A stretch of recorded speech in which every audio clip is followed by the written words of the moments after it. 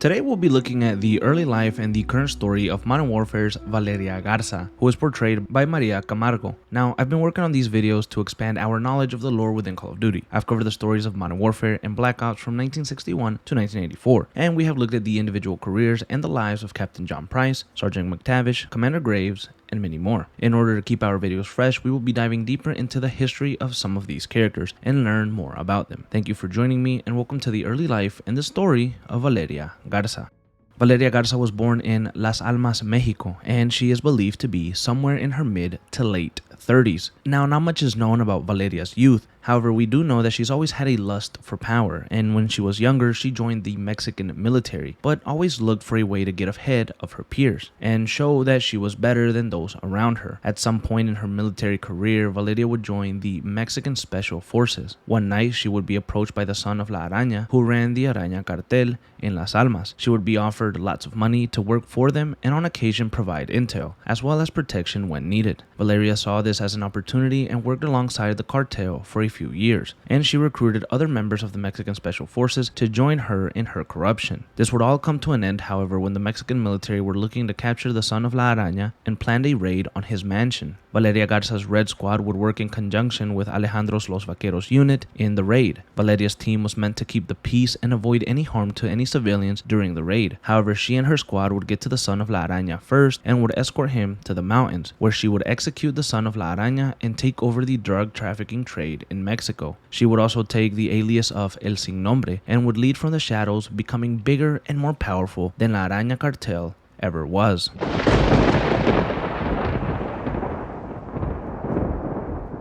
And many years later, in 2022, Valeria would be approached by Hassan Ziani, a known terrorist who struck a deal with the cartel leader. Valeria would provide protection for Hassan and a safe house while she helped him smuggle U.S. ballistic missiles into the United States through the Mexican border. She would also help him enter illegally into the States. However, after this, Hassan would be captured by Task Force 141 and the Shadow Company. Through this capture, they were able to track the location of El Sin Nombre's personal mansion. Soap, an operative of Task Force 141, would infiltrate and meet with Valeria Garza. Now, Valeria had a feeling that this could be a setup, and so she proceeded to interrogate Soap and a member of the Mexican military that lost Hassan.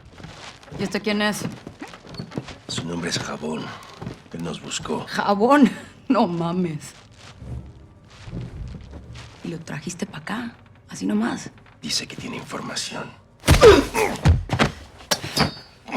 ¡Pendejo de mierda! ¡No tenemos ni puta idea de quién es este güey! ¡Ya nos vio la cara! Valeria, necesitamos servicios de inteligencia. Él puede ayudarnos. Pues más te vale que nos dé algo, porque si no, luego de que mate a este vato, el que va a esa silla eres tú.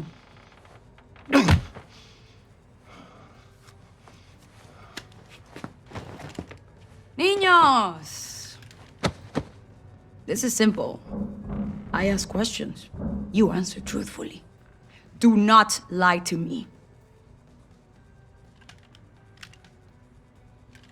Recently, we were protecting a friend in the mountains. Someone attacked us there. Who?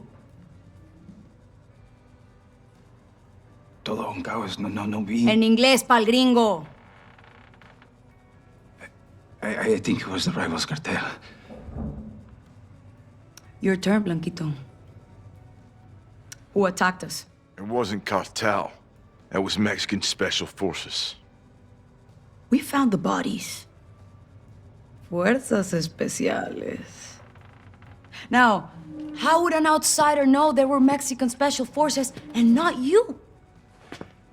Maybe he was there. Tú estabas allá, pendejo. Tal vez estaba él también allá. There were outsiders helping the Mexican Special Forces. Who were they? We heard them yelling, some in English. They were with the gringos, like him. American PMCs. A group called Shadow Company. Los vaqueros están trabajando con los mercenarios, güey. Esas pinches víboras. Sí, ¿ves? Tenía razón. Fueron los gringos.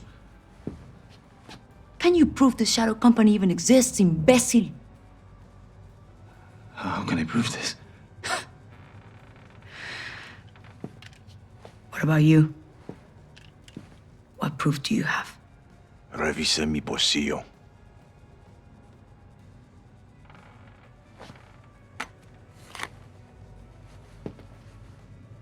¿Qué es eso? Shadow Company's insignia. Proof.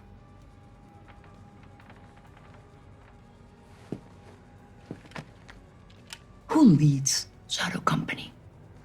Give me a name. Philip Graves. Phil Graves. Llenar tumbas. Me gusta. This man, Graves, what does he want? He wants the missiles you're moving. ¿Y él cómo sabe eso? No puedes confiar en él. No puedes. ¡Te lo digo! ¡Tú no nos has dicho ni verga, idiota! Te pagamos muy bien y este extranjero sabe más que tú. Hora de matar a este culero inútil. Por un placer, Valeria. Por favor, no quiero morir.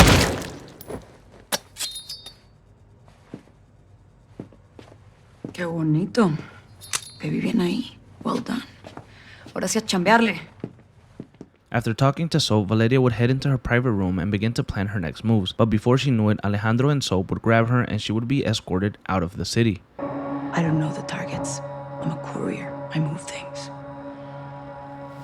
I can tell you where to find the missiles. When you return, I'll tell you where Hassan is. In exchange, you will let me go and get the fuck out of Las Almas. Se me largan ya.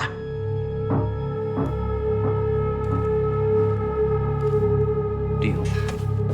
Until then, you're staying right here.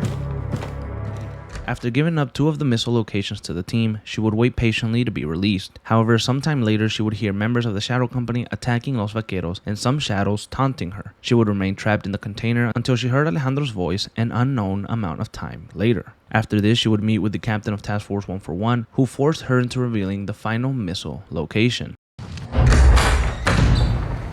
¿Qué pasó, vaquerito de mierda? ¿Comenzaste una guerra?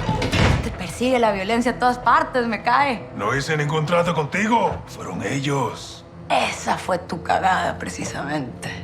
You knew that was a third missile. Oh, I didn't count them. I have people for that. She's lying. Where's the son? Where's the other missile? Chicago. What the fuck's going on? I said I'd tell you where he was. I didn't say I would stop him. Escorpión de la verga. I warned you she would do this, eh? I run a business, señores. We grow or we die. It's the way of the world. You put a target on your back. No. I put a target in Chicago. Now fucking leave Las Almas and go find the pendejos pa' fuera. From now, she's yours. But we'll be back. I look forward to it. Let's go. Valeria would be left in the custody of Los Vaqueros and sent to prison. Esta noche las almas descansan. I'll be free in 24 hours. Can't say the same about you, vaqueros. You're going down for what you did. It doesn't matter what I did. It matters what you can prove. Now, Valeria would remain in prison for about 5 months, but she would eventually be broken out by Las Almas cartel, and she would quickly mobilize her cartel to Al-Mazrah to expand her network and work alongside the Khani group. But make no mistake about it, Valeria is in it for herself, as she's always been and always will be. And as for current assignments, Valeria is off the grid and we don't know what her next moves may be or where she even is. However, I do think that Valeria Garza and all the other Mexican characters that we met will eventually return in a big way, whether it is in a Modern Warfare 4 or maybe a spin-off type game. That still remains to be seen, but these characters were received extremely well and Activision would be stupid not to pursue other stories with Valeria, Alejandro, Rodolfo, and others. And to be honest, she was one of my favorite parts about Modern Warfare 2, if only because she was wild and chaotic as hell. This has been the current story and life of Valeria Garza. What you don't do, your competitors will.